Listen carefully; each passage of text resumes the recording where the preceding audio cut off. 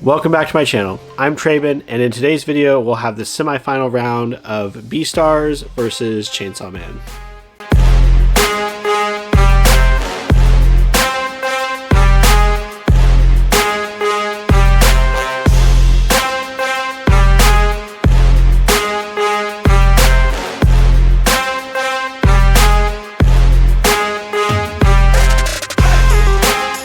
I'm not going to bury the lead on this one. If you've been following the channel, you've been following this competition, you likely suspect which of these two comics is going to end up winning. However, I do want to talk about both and my reactions to them and discuss some unique qualities of each of these comics. Beastars does something that I don't think I've seen any other manga do, and I'm curious to see if it continues. And Chainsaw Man had just an absolute amazing volume, so we've got to talk about both. We'll start with Beastars, and Beastars is probably the title that's had one of the stronger growths over the course of the first three volumes. So I'm very glad that I did the tournament in this style to see the change in the art and the change in the storytelling that's going on with this comic. As always, we're going to run through the compile for the volume. So starting off with characters, I'm giving characters in Beastars an 8 out of 10. I think characterization is one of the strong suits of the Beastars comic.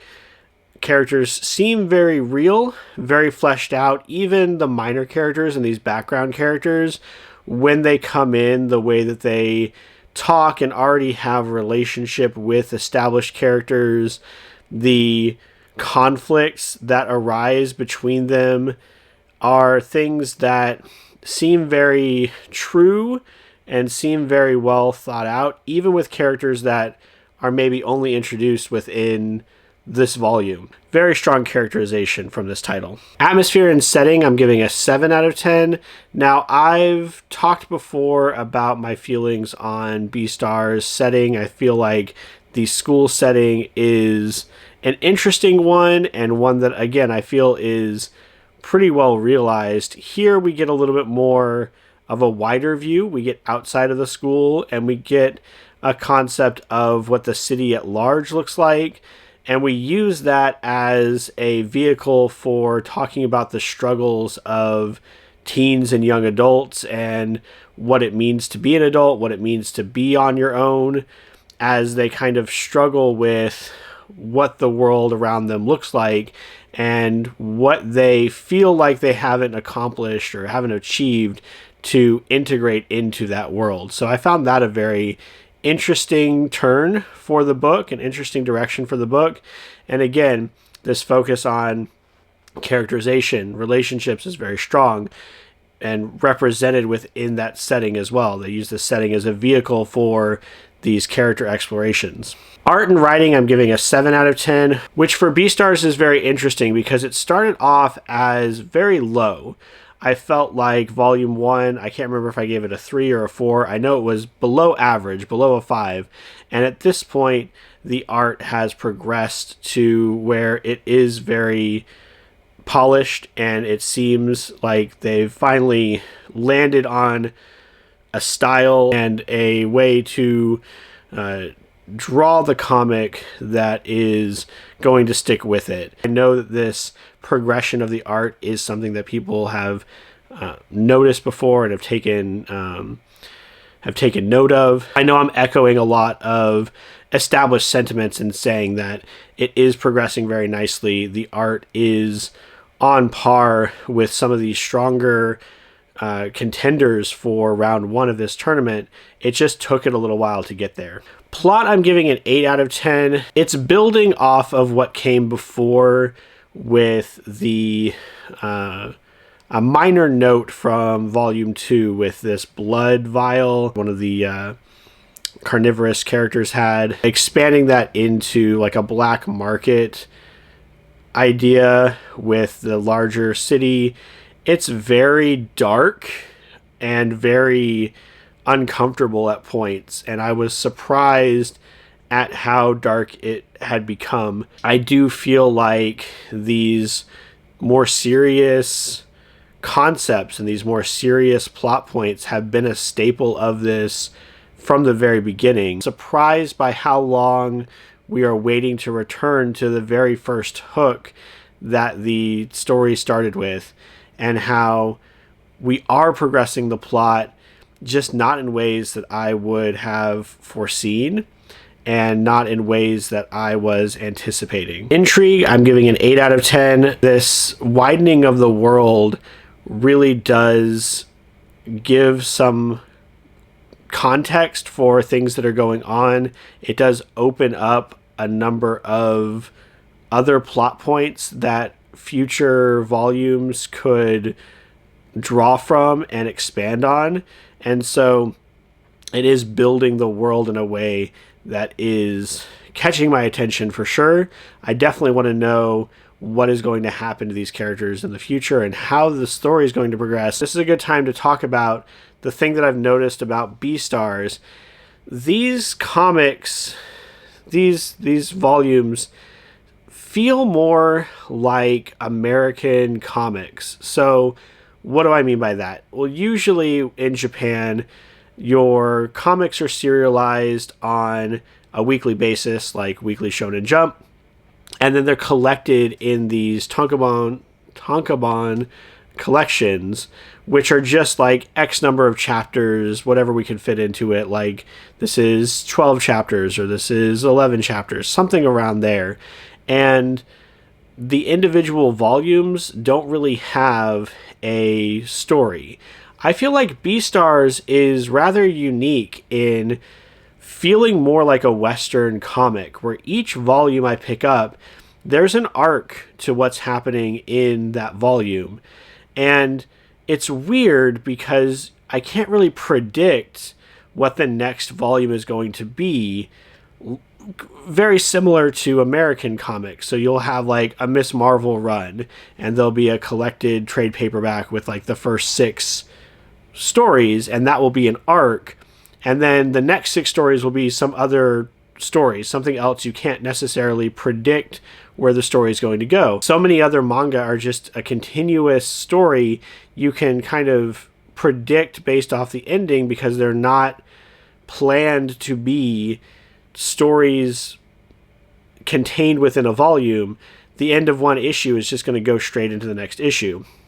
So in a way, that's increasing the intrigue for Beastars. When I pick up volume 4, when I pick up volume 5, I have no idea what those stories are going to be, other than they're likely going to, pick up some sort of plot thread that was started in this volume, but it doesn't have that continuous serialized feel to it.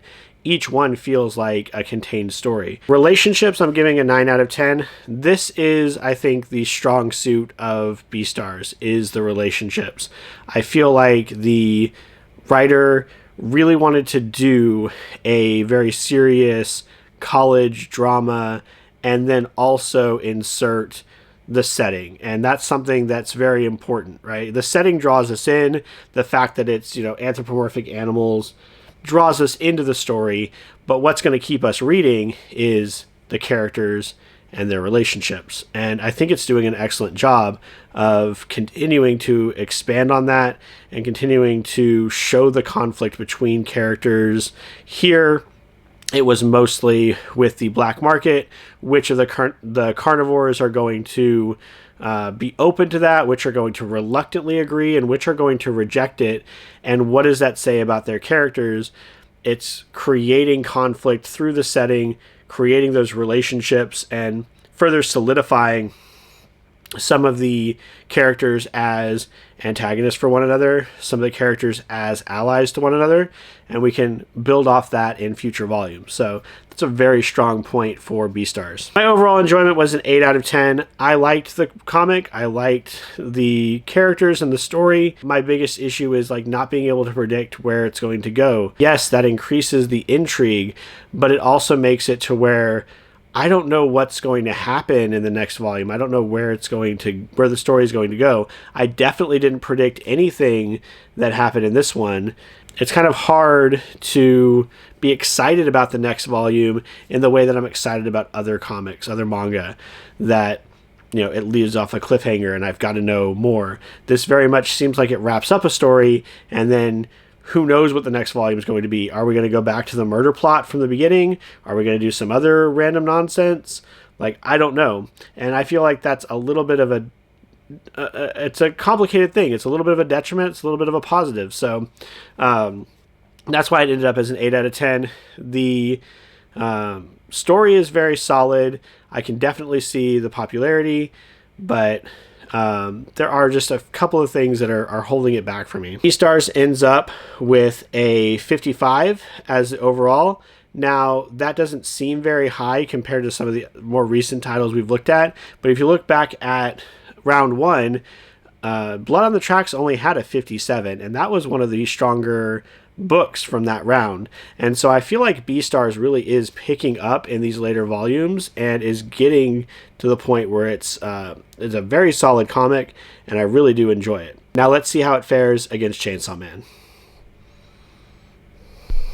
Chainsaw Man Volume 3 is continuing this trend, with Volume 3s just being amazing entries into these franchises. I don't know what exactly it is, but this volume in particular was incredible. Let's get to the numbers, and then I'm going to talk a little bit more about what stood out to me. Characters, I'm giving a 10 out of 10.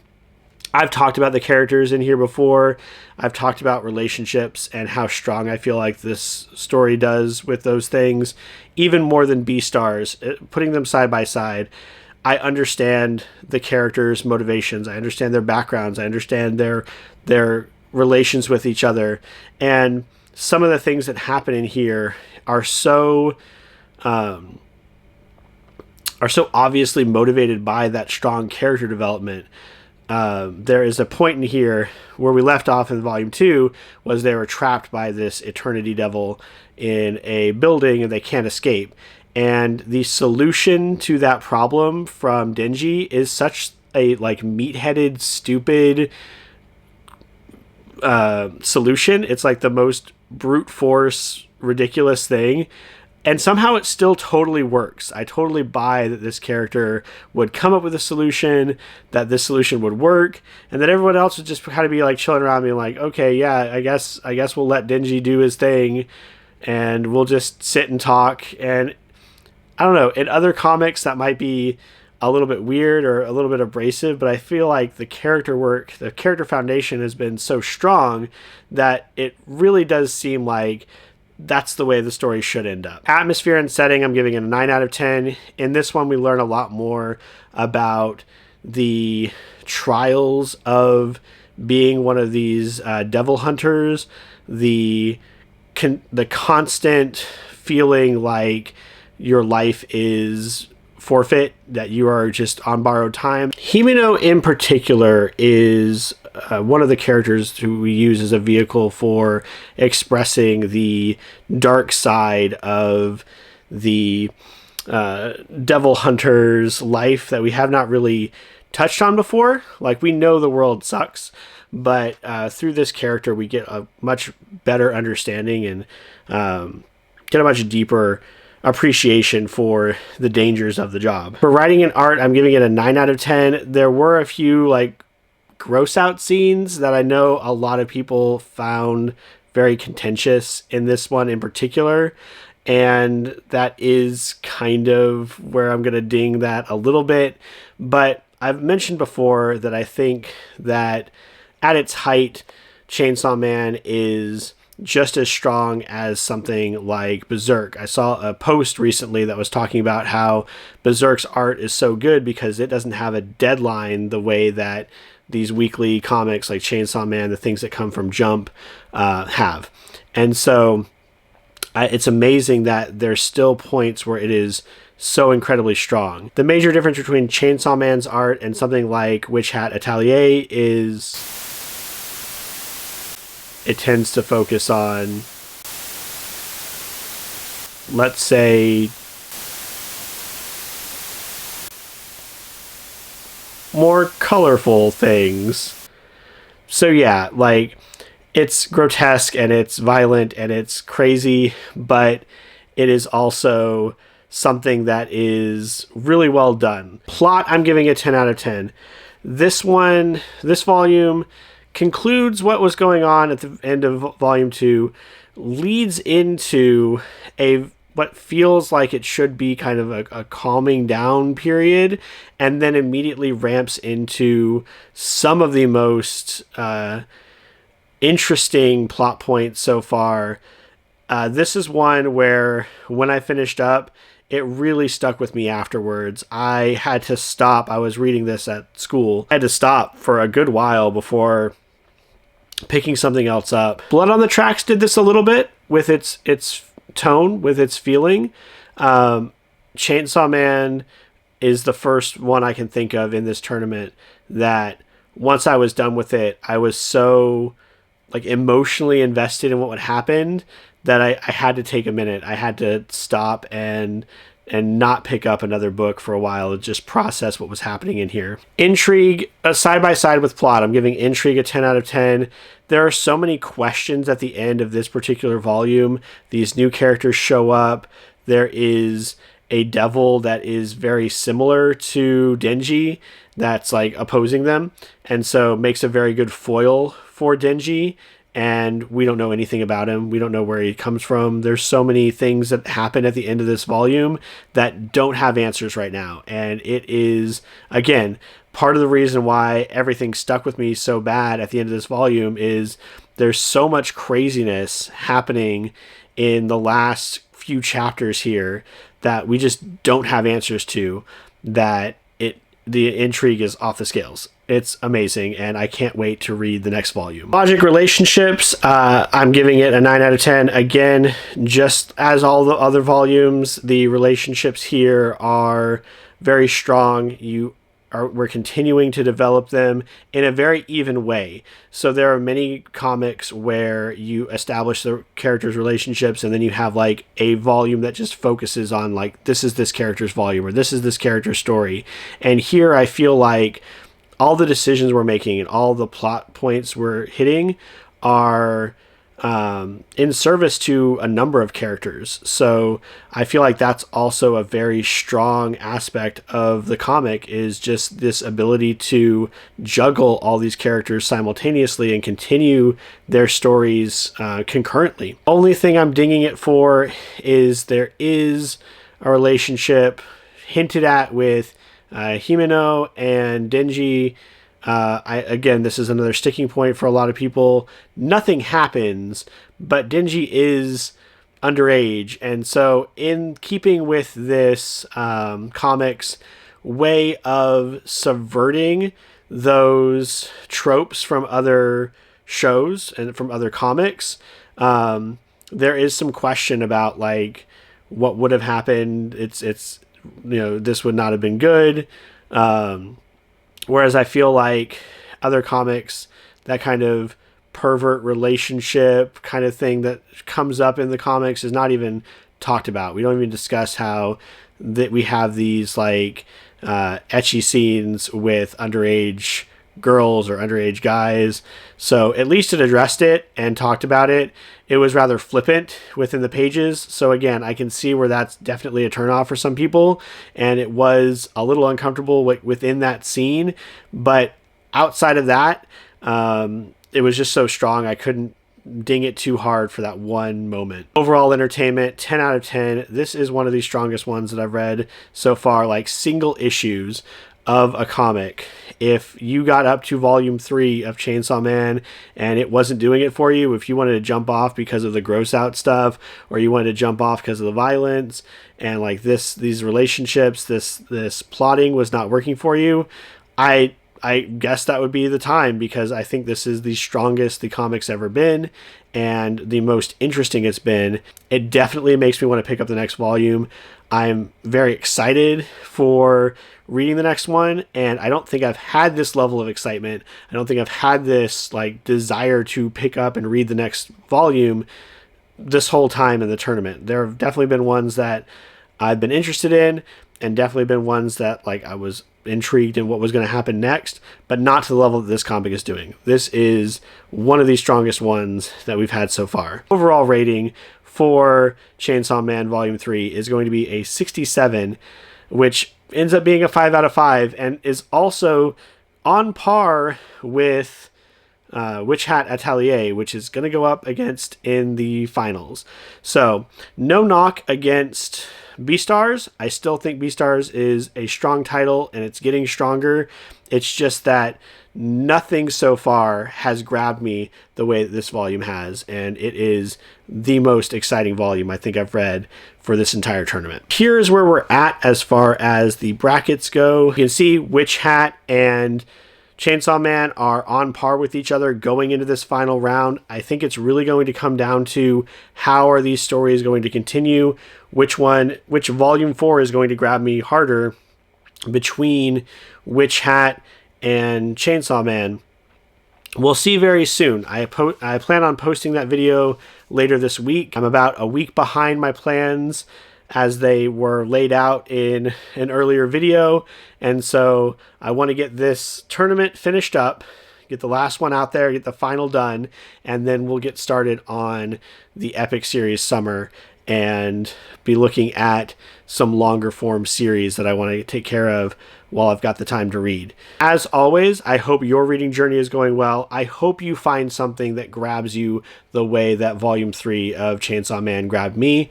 I hope that you are having fun and having a fun summer. Please like, comment, subscribe. Tell me your thoughts on Chainsaw Man. Tell me your thoughts on Beastars. And until the next one, take care.